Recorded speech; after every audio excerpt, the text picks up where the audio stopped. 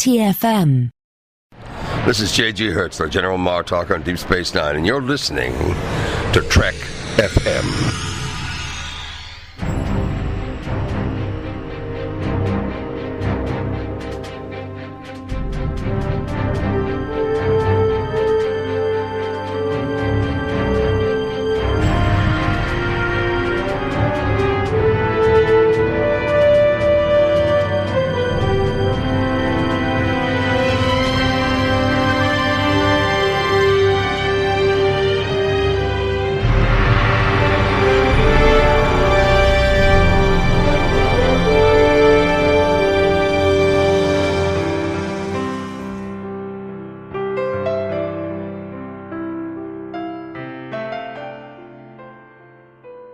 Welcome, Niners, to another episode of The Orb, our dedicated Deep Space Nine podcast. I'm Christopher Jones, and with me, as he always is my esteemed co-host, Matthew Rushing. And Matthew, I'm hoping that today you'll not only be my co-host, but you'll be my partner for this really cool field trip I have planned.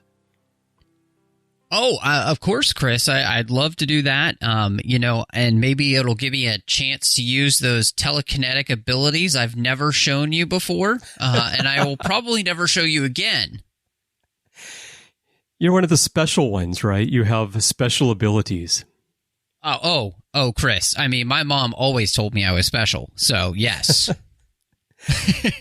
Well, you never know what happens when you travel into the Gamma Quadrant, which is what we're going to do today. We're going to continue our discussion from last time of Dominion Breadcrumbs. Last time we talked about the Dominion Breadcrumbs, which we saw in Rules of Acquisition, Sanctuary, and Shadowplay.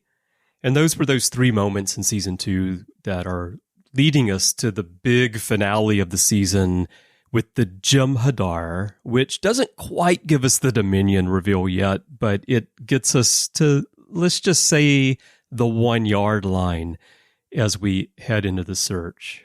So, Matthew, what are your thoughts on what they do, transitioning us from the last time we heard about the Dominion and Shadowplay to what happens here in the Jem'Hadar?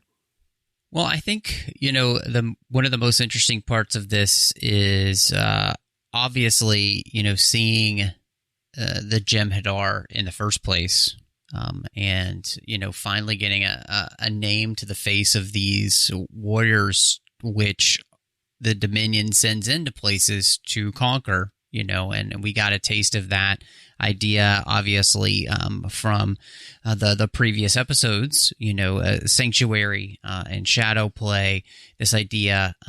And so I think for me, that was obviously a real highlight to finally get a face with the name.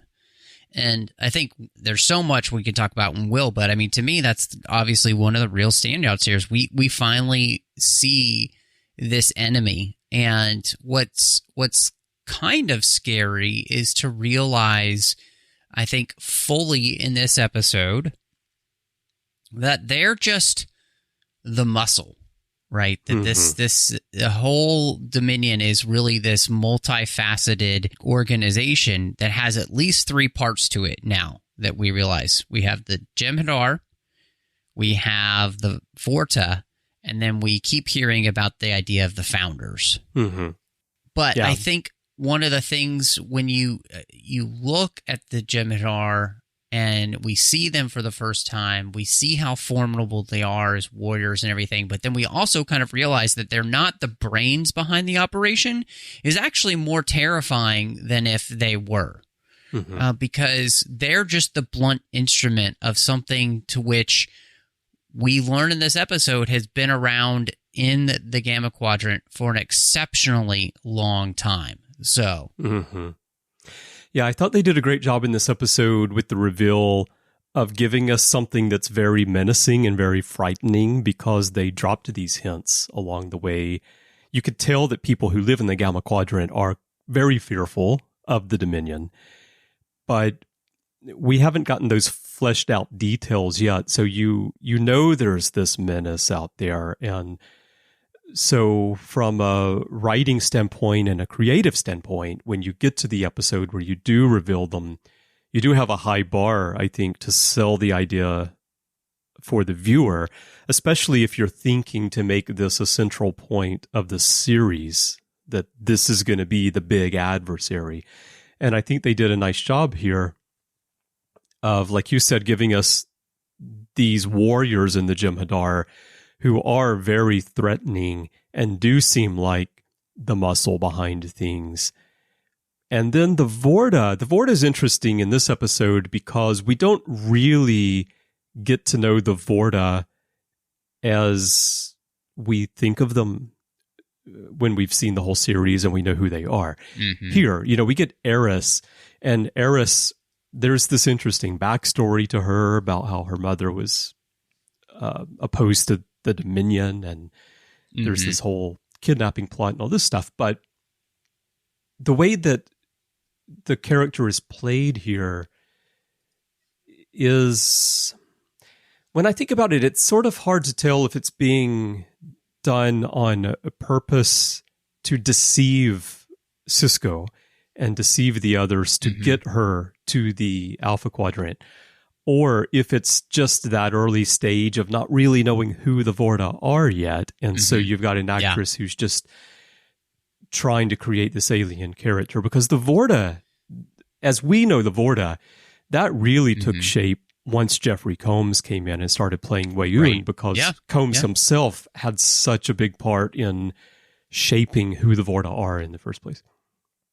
It is a very interesting question. And for myself, it is one to which I've always believed the answer to be, especially from what we get in the future. And so this is definitely based off of everything that we have revealed about the Vorta in the end. To me, this does feel as though it is a ploy. It is their desperate act to get, and I wouldn't even say desperate, it's just one of their machinations to get one of their members into the Alpha Quadrant and plant another seed there that they can use. And I think what is really interesting is that this episode sets up with the Vorta is that they are the game players, in the sense that they get the game plan from the founders, and then they enact that game plan. And that game plan comes in many different fashions, and many different forms. So it could be friendship. It could be threatening. It could be something to which is a combination of all of those things, right? But in the Dominion's Machiavellian politics, they're kind of like the Swiss Army knife that gets pulled out, and they do all these different types of things, and they have all of these different types of ways to try and get in with whatever race that they're dealing with. And then if that doesn't work, you send in the Jem'Hadar, right? And so to me, this is absolutely a ploy by the founders. And I think part of this, and the reason I'll say this too, is because when we look towards the search, right, we see another part of the game where we're literally putting characters inside a simulation to see how far you can go. And in many ways, this is the first part of that game, I believe, especially when you take it with the search. This is a ploy to see, okay, how gullible is the Federation? Yeah. How gullible are the people in the Federation? And what's interesting is that what they learn is how not so gullible the Federation is, how quite smart we are and quick we are on the uptake. And I'm going to say this, and it might sound weird to some people, because we're talking specifically about the Dominion, but I think what this whole storyline does is show just how different in many ways a captain Sisko is than the other captains in Star Trek, because he's thinking on a much larger scale. And I think it's his interactions every day with different types of aliens, with different types of people, that allow him to be able to kind of think, I would say, four-dimensionally almost, right? He's not just a three-dimensional chess player, he's a four-dimensional chess player. And So I think that's one of the things that I really see as a standout with these revelations about the Dominion, especially once we get to Jem'Hadar here, because Sisko is not one to be played. He actually does the playing in the sense that he figures it out, and he ruins their plan in the sense that they're not going to have the plants that they wanted there on Deep Space Nine, and they run up against, a wall, and a movable object like me, an unstoppable force such as you. Mm-hmm. That's Sisko. And so I think that's really interesting. And I just find that really fascinating in this whole thing. But back to the Vorta, to me, they've always kind of seemed like the Swiss Army knife at the Dominion. And here, this definitely just seems like a game they're playing. Is that how it reads to you as well? Yeah. There's a lot to unpack there. It's interesting in the novelization of the search that it's actually Eris who's running the simulation to find out how the Federation will react. Mm-hmm. So the character maybe had a bigger but a somewhat different role in that case. But yeah, that's, I think, that's how I see it as well. And the question, as I originally framed it, I think has answered for me at the end with the demeanor of Eris once Sisko calls her out on the whole plot, because you can tell that she's much smarter than she was letting on throughout the episode. What's interesting, though, is the Jem'Hadar, they reveal a lot of things that they know about the Alpha mm-hmm. Quadrant and the Beta Quadrant. And so the idea of getting her over to be a spy, they must already have other spies. And mm-hmm. now if you fast forward and you get into things like Homefront and Paradise Lost and so forth, there's already this idea of the fact that there are Dominion infiltrators, generally changelings, right, that are on the other side of the anomaly, as they call it. And they've been gathering information for a long time. And of course, Odo himself was sent out to be one of these information gatherers. But the approach that the Dominion had for gathering information about the other side of the anomaly, which they had like a long-term plan, has to be accelerated once the wormhole mm-hmm. opens and the Federation starts coming through. And so that's where you get things like maybe we can get Vorta on the other side. Yeah, I mean, I one of the things that you mentioned I think is really interesting is just how much the Jem'Hadar let on about how much they know mm-hmm. about the Alpha Quadrant. And what's so interesting is we do realize in this episode that we are in a war that has already started that we didn't mm-hmm. realize was happening until now. Right. And I think that's the thing that, and I would say in many ways, it's a Cold War, right? Because mm-hmm. there's no large hostilities. But I think what makes this really fascinating is that this Cold War heats up very quickly mm-hmm. in this episode because of the destruction of the Odyssey. And so what we see is not only is the Dominion itself terrifying in the sense that they have incredible warriors, they have an incredible amount of understanding of who we are, and we barely have anything of them. And they're willing to just destroy a ship that we as Star Trek fans have known with The Next Generation is supposed to be one of the best ships in the fleet. Mm-hmm. Yeah. So we're really set on edge then with this episode. Yeah. And I think the amount of things that I just, as I was thinking about and like reading about and I was doing some, reading with the compendium and everything and all this kind of going back and just really thinking through this, there's so much that they do in this episode that I just was really fascinated with about just how much we really do reveal mm-hmm. about the Dominion and about all three partners in the Dominion. And yet we're still left with a lot of questions, which I think is really cool, is that this episode only slightly answers the questions. We feel like we have a better understanding, and yet there's still a massive mystery out there about the Founders, which is such a great mystery still to be revealed. Right. Because here we still don't really know who the Dominion is, right? We know there's the Jem'Hadar. We know there's the Vorta. We've heard rumors that they're the Founders. And one thing that's interesting about that is that the Jem'Hadar themselves are not really sure that the Founders are real. I don't know if that's really revealed so much in this episode, but in the concept of the Jem'Hadar, they look up to the Vorta because the Vorta are the representatives of the Founders, but the Jem'Hadar don't interact with the Founders, so the Founders to them are almost like what we heard in Shadowplay, you know, the idea that changelings aren't real. It's like a myth.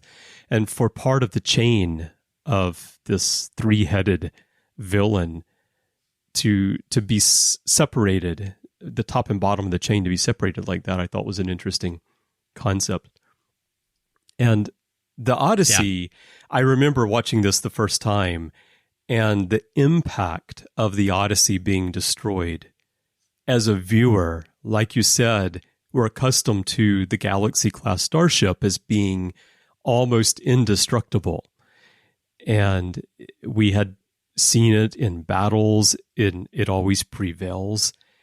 And here you start with the Jem'Hadar having weapons that can just penetrate the shields, and there's nothing that can be done.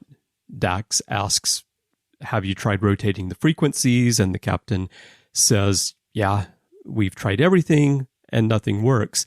And so they're introducing again this idea of alien technology. We haven't encountered it before, so we don't know how to counteract it instantly.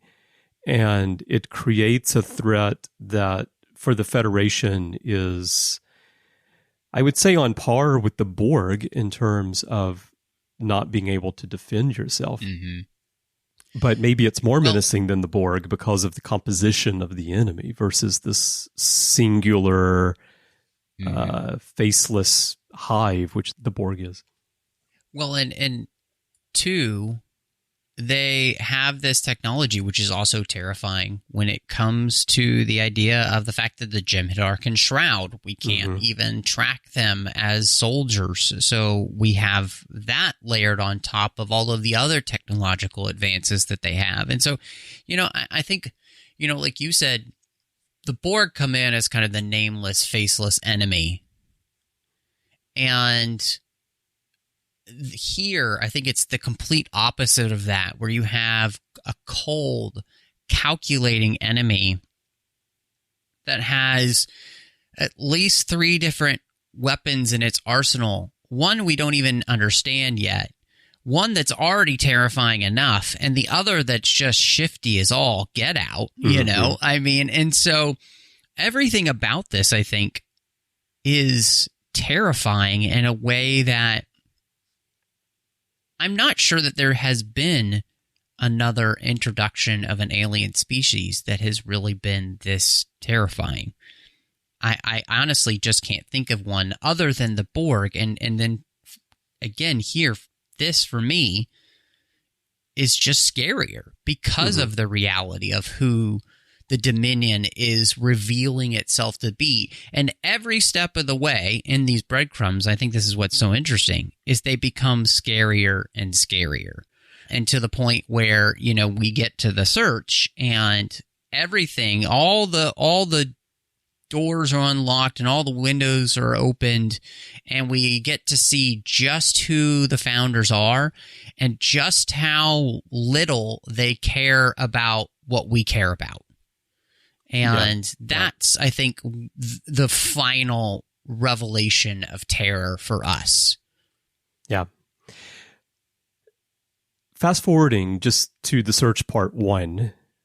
And another thing when you rewatch this, if you haven't watched the Jem'Hadar and then the search part 1 and 2 sequentially in a long time, thinking about how it originally aired, the way that the Jem'Hadar, even though it's technically not a cliffhanger, it's not the part 1, part 2 thing that we had gotten used to in the Next Generation, it sets up the beginning of the search and Sisko's return with the Defiant so well, with that shot of Sisko just saying, if they come through, the first battle's going to be fought here, and I'm going to be prepared for them.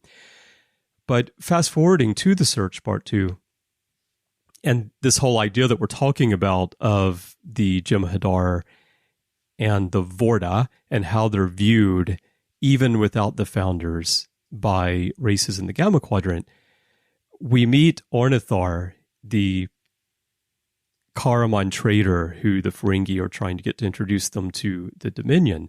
We actually meet him in this episode, in the Search Part 1, and his explanation is so simple, and it just sums everything up. When he says, the Vorta say to do something, and you do it, because if you don't, then they send in the Jem'Hadar, and then you die. Right. And so I thought that that also was such a wonderfully simplistic way, just this one line of writing that just completely sums up the nature of the menace. Well, and it's interesting, too, because, that is something that was seen in the Jem'Hadar, and in the sense that the story that we hear from Eris is that basically that same thing, is that the Jem'Hadar and the Dominion are dangerous, and that you don't want to be doing deals with the Dominion because they're dangerous. They're dangerous to be dealing with. Like, why would you want to do that? Like, she makes it seem as though anybody who is doing that is a complete idiot, which, we know Quark is sometimes, and especially when it just comes down to the idea of business. So, and trying to, make money. And so, to me, that's just really, really interesting here, because this is something that's known in the Gamma Quadrant. It's just not something that's known in the Alpha Quadrant, of course. And it's something to which it shows just how much that we've lost, right? It goes to show just how far behind we are in this game, in this, Cold War with the Dominion, because we don't even know any of the rules to this yet. Like and so all of these episodes are slowly kind of revealing the rules of this Cold War, to which we didn't even know we were in, and they become more and more terrifying. And like you said, you get to the search here, part 1, and Sisko shows up with the Defiant, and we've got our first warship ever in Star Trek. And the reason we've brought it here is because the Dominion is a threat on a level of the Borg, or maybe worse. That's how terrifying it is that the Dominion is here. I just thought of something. Because we're talking about the Borg and the Dominion and comparing the nature of them as enemies, the Defiant was designed to fight the Borg, but then the Borg threat became less urgent, and so they stopped development of this series of starships. But if you think about it, in a way, the Borg prepared the Federation to face an enemy like the Dominion. The Borg seemed like, especially if you go back to Q-Who and the Best of Both Worlds, the Borg seemed like this enemy that was insurmountable. There's no way. They're just going to roll right over us. But actually, because of their monolithic nature and their hive nature and their dependence on technology and so forth, they could be overcome. You need to analyze it and figure out what to do. But here, you're facing... I think you said earlier, well, about the Vorta anyway, very shifty. But I think overall, the Dominion, you're facing a very shifty enemy, someone who can change their shape as needed, both literally in the case of the Founders, and figuratively in the case of the Dominion as an organization and their tactical approach to things. And so actually having that conflict with the Borg probably helped prepare the Federation, both in terms of technology and starships with the Defiant, weaponry, and also being bolder, perhaps, in the face of an enemy than they would have been if the Borg had never come along and they were just always fighting the Klingons or the Romulans. Yeah, I mean, the reveal of everything, again, too, in the search, I think one of the things that makes the Dominion the most terrifying is that no one that we know from the Dominion, other than Odo, has been somebody who has been able to kind of come alongside us and see our way of life. And so, we obviously see in with the Jem'Hadar, when we find a Jem'Hadar youngling and, we try to raise it and because we don't know quite sure what it is until we realize what it is. And even when we try that, it doesn't work. There isn't a way to overcome in the best Star Trek way and the best ideals. We can't overcome it. It's programming, basically. Mm-hmm. It's genetic programming.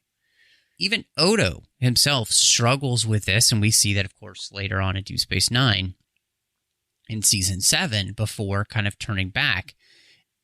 So I think that's the thing that just makes them so terrifying. And in that, in some ways, they are somewhat like the Borg in that it is impossible to turn them from their programming.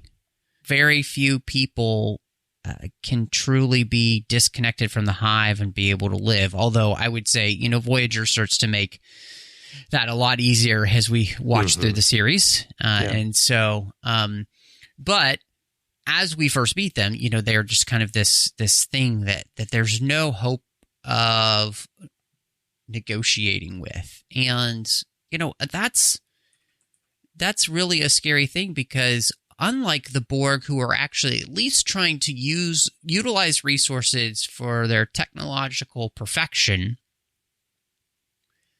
the Dominion just wants one thing, and it's in the name, Dominion. Right. And I think that's, when we get through all of these breadcrumbs, especially when we get all the way through the search, the thing we're left with is that this is not a menace that's going to be dealt with any other way than like a big bully, which is we're going to have to fight it and we're going to have to stand up to it and it's going to cost. And I think that's the scariest thing about this. And it's one of the most realistic parts, I think, of Deep Space Nine in the sense that we've seen this play out in our own world, right? There are threats to which cannot be, argued with. There are threats that can't be negotiated with. The only way to deal with those threats is to face them head on with as much force as possible. And that's what the Dominion is. And to me, they do such a great job of all the way through laying these breadcrumbs so that by the time we get to the final reveal of who these people are, I mean, you're just kind of left terrified and thinking, well, how are they going to handle this? Like, how are we going to face this and be able to get past it? It's crazy. Yeah. Well, talking about the final reveal, the search part 2, and going back to the Vorta for a moment, because we talked about how in the Jem'Hadar we meet Eris, but Eris isn't really like the Vorta as we come to know them. But I think that Boreth is a lot like the Vorta that we come to know. It doesn't have the personality that Jeffrey Combs ultimately gives the Vorta in Weyoun. And actually, Jeffrey Combs' portrayal of Weyoun, they say, made it increasingly difficult to cast Vorta as they needed to later because it's sort of like casting Vulcans. It's difficult to cast Vulcans, actresses who can really pull off what we feel it means to be a Vulcan. And I think the same thing happened with the Vorta. But at this point, the behavior of Boreth, I think, feels much more Vorta-like to me than Eris. And so in terms of thinking of all of this as being the breadcrumbs that lead us to the final ultimate reveal of who the Dominion is and kick us off into that story, I thought that this character was used well in the Search Part 2 here, leading right up to the reveal, and the fact that he even claims to be one of the founders initially, and Sisko doesn't know any better. And that's another thing that I think as viewers who have seen the series over and over, because we know very distinctly what the three parts of the Dominion are, it can sometimes be difficult on a rewatch to remember that at this point in universe, yes, they don't really know yet. They've just heard these rumors, and the fact that a Vorta comes in saying that they are a founder, why not? You know, our heroes don't know. We even don't know at the beginning, the first time this aired. And so then when it leads up to the end, when the simulation ends and when the female changeling comes in and they say, oh, you're part of the Dominion. And she says, we are the Dominion. The founders are the Dominion. And then we have the final puzzle piece in place. And how did you feel about the impact of that moment? I mean, I personally thought it was great. You know, and I think the beauty of it is just what it does then for how we feel about what is this going to mean for Odo, you know, and because we know then that the choices that Odo is going to have to make here are going to get exponentially more difficult. And to me, that's great storytelling, right? I mean, this is a way to create conflict without having it to be necessarily between characters, right? And so which is very much a part of, you know, what Gene Roddenberry wanted most for what we saw in what we know from The Next Generation. And I think this is right in line with that, which makes it a great reveal and perfect for the story of Deep Space Nine to really get in depth and to be kind of terrifying, right? Because I think it also makes us worry then, too, about Odo. Is he going to be able to, and is he going to want to make the choice to be with us? Or is he going to make the choice to want to be with his people, which for a character that we've known this long, who has struggled so mightily with his identity and who he is, why wouldn't he? Why wouldn't he want to be with his own people, you know? And so all in all, I find this to be an exceptional piece of writing for the writers of Deep Space Nine, in the way that they have laid this out. And yes, not all of it is completely perfect. I mean, and this episode is clearly a part of that, in the sense that, you know, there are things to which don't completely line up, especially with Eris, you know, and because she's not quite the same as all the other Vorta we knew. There's things like I made the joke, don't see the telekinetic abilities in the future, and the personality isn't quite the same. But on a whole, I think what we get here is just something that's really well done, and it creates, I would argue, the most terrifying, the most comprehensive villain that Star Trek has ever seen. And it does it in a way that I'm constantly astounded by as I watch this show over and over again. And so to me, I love it, Chris. I think I have no issue really with any part of what they do here and how they do it. And I think it's something to which makes it exciting for me to continually go back to these episodes, to rewatch these episodes, and to talk about these episodes with you for so long, because there's so much here that's worth talking about. And again, there's so much depth. I mean, we did 2 episodes deep diving into just the way in which the Dominion is slowly revealed in Deep Space Nine, and done in a way to which the authors and creators of this show didn't actually know how it was going to play out. Mm-hmm. Yeah, that's impressive. That's the crazy part, you know? Like, this was not a pre-planned 7 years. And I think that's the thing that continually blows me away, is how well this works when that wasn't the case. Yeah.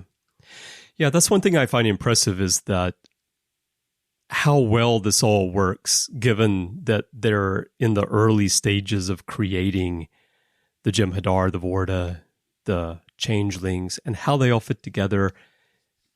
A few quick points here, which probably would be better explored in discussions focused on each of these, but the fact that the Jem'Hadar initially maybe were a bit too much like the Klingons in being this very aggressive warrior race, sort of even in terms of their body build and so forth, and then finding a way to make them a little bit different. I think that the thing you mentioned earlier about them doing a kamikaze run on the Odyssey is one of those elements. You know, it's showing that they're just killing machines, whereas Klingons have honor and the Jem'Hadar don't.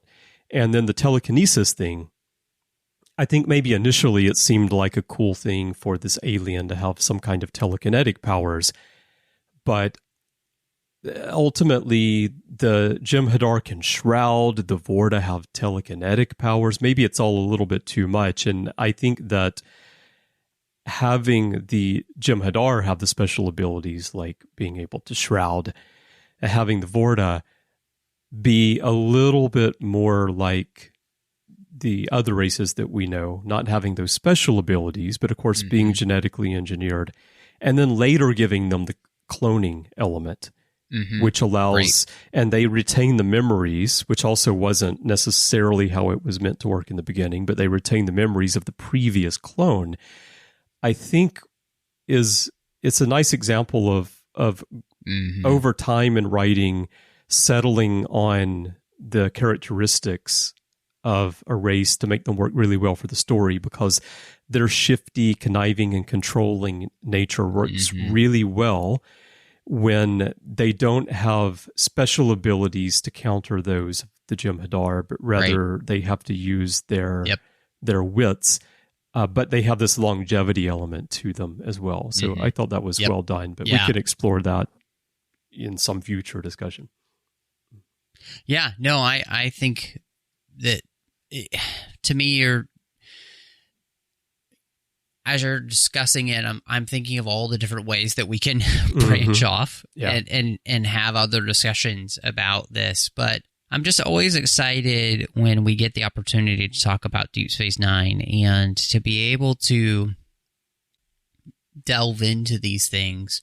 And by doing so, you just kind of continually peel back layers, and you're constantly surprised in many ways. I think that how many layers that you can keep peeling back from. And I think that's the thing that just makes this so special and so much fun. And it's one of the reasons why I honestly just don't tire of talking about the series. Right. Well, the final thing I'll say, I just wanted to point out, as we've followed the breadcrumbs and we've now reached the point where we have the full reveal of who the Dominion is and who the players are, that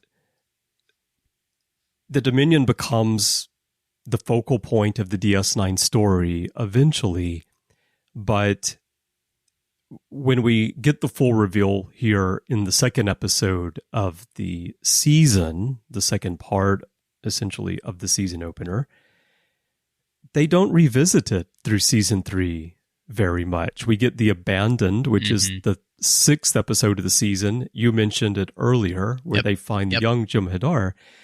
And then we don't get anything else until the 21st episode of the season with The Die is Cast, which sets up the season finale called Arms, which then really kicks us in more to this conflict. Eventually, when we get to season 6, and we have this somewhat of a detour anyway, at the beginning of season 4 when they have to introduce Worf, but then carries us forward. And actually, the way the Warrior does a good job of working the threat of the Dominion in and helping them weave all those storylines together. But the fact that they did this build up, teasing us in season 2, and then they made the end of season 2 and the beginning of season 3 the big reveal, and then they really didn't do much with it again until they got late in the season. I think that's also interesting. Yeah. No, I agree, and I'm always struck by just how much there is to this show, and so I am so glad that you had this idea to be able to talk about this. And we were kind of joking beforehand. One of the cool things is the way in which Deep Space Nine is continuing to inspire even new Star Trek, with the things that you see on something like Lower Decks. And so, it might be in a more humorous way, but it's still a ton of fun. And I think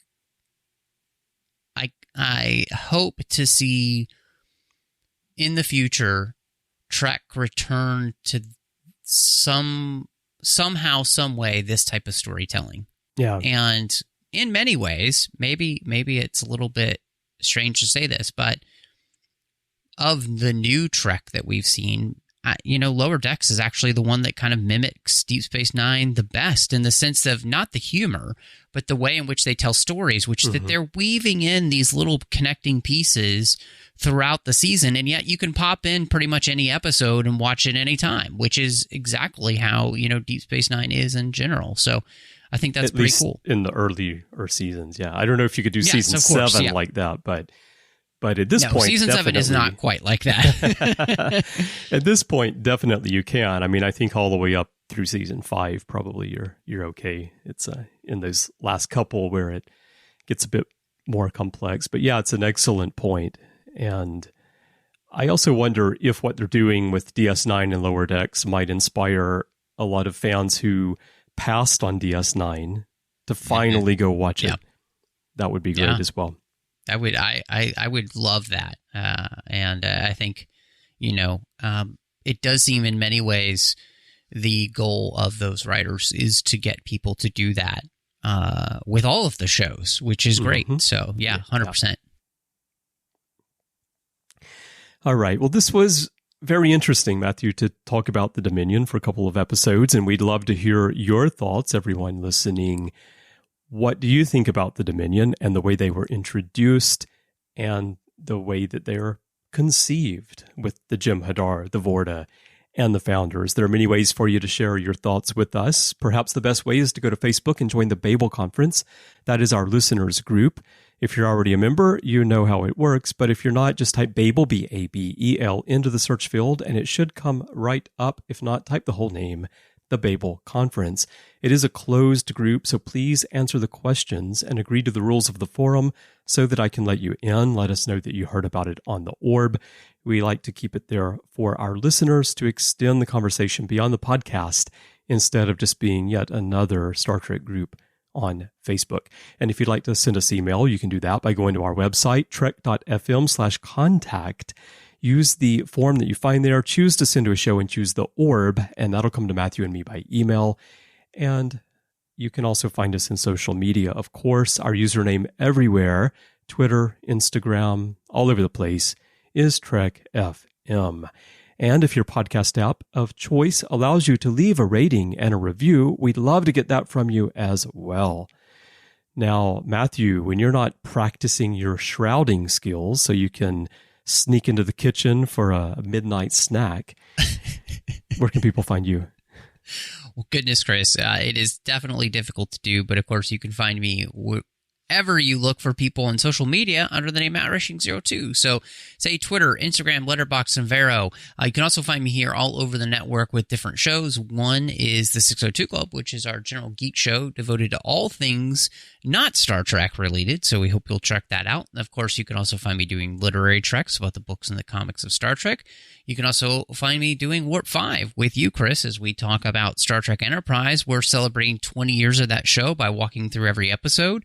You can also find us over there on Saddle Up about Strange New Worlds, and The Artificial Tango about Star Trek Picard. And then you can also find me over on the Nerd Party Network. I've got a completed show there called Owl Post. That is all about Harry Potter. I did that with Drea Kaufman, and we talked about every single chapter of the Harry Potter series, one chapter at a time. And last but not least, you can also find me with John Mills doing Aggressive Negotiations, talking about Star Wars. But Chris, when you're not trying to figure out how to unshroud yourself, where can people find you? Yeah, I've been working on that. I just wear bright clothes. That way people can see me because I'm otherwise shrouded. But you can find me here on the network doing all the shows with you that you mentioned. And Larry Nemechek and I also do the Ready Room from time to time. And you can find me in past episodes in the back catalog on a wide variety of shows. And you can also find me in social media. My username everywhere is C. Bryan Jones, letter C, and Bryan with a Y. That's my username everywhere, but Twitter is where I'm most active, and I'd love to chat with you there. And if you would like to help us keep this show and everything that we're doing on the network going, we could definitely use your help. To find out how to get involved, how to support the network, please visit patreon.com/trekfm. That's patreon.com/trekfm. We'd like to send a huge thank you to everyone who's supporting us right now. We would not be here without you, and we could definitely use assistance from everyone listening. So please check that out and help us keep these podcasts going. Well, Matthew, I am just going to stay as far away from the Dominion as I can as I think about what we'll talk about next time. Well, Chris, that definitely sounds like a fantastic idea. And to all of you, I want to say thank you for listening, and we will see you next time as we gaze into the orb.